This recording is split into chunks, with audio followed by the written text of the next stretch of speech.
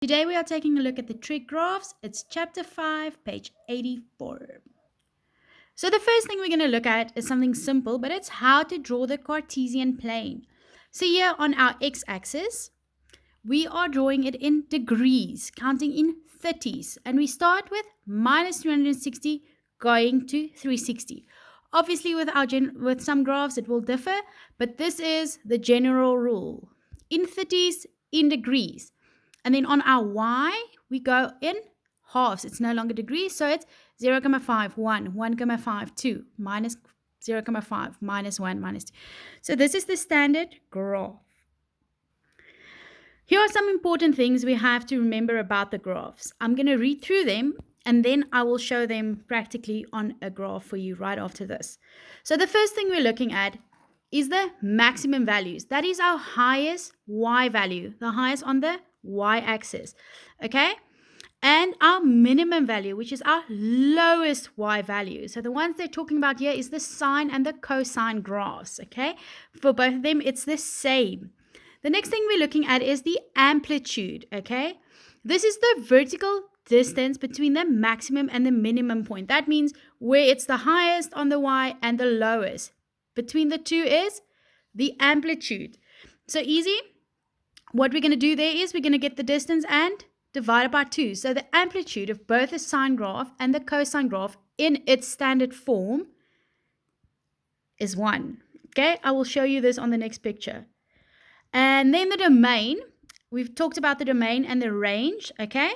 So domain is all the x values, and the range is all the y values. So for the standard form of both the sine and the cosine, the domain would be minus 360 to 360. Therefore, x bigger than minus 360 and equal to, and smaller than 360. This was shown on the graph that I previously showed you. That is in the standard form. And then the range will always be no bigger than 1 and smaller than minus 1. Okay? So in the standard form of the graph, our domain is always between minus 360 and 360 degrees, and between minus 1 and 1. But you will see it on the next slide. Okay, and the last thing we're looking at is the period of the graph. And that is the number of degrees in the complete cycle of the graph. Okay, this I'll show you on the next one for that to make sense. Okay, so here we go. Let's have a look. So the maximum value and the minimum values is, okay, this is our sine graph. This is our cosine. You see our Cartesian plane, okay? So normally when we talk about a cosine, a sine graph, it's that one. And do you remember I showed you the little man that's on its knees praying because of his sin? There you see the sine, okay? And the cosine, I told you guys the little bowl of food, kos in Afrikaans, okay? So now let's have a look.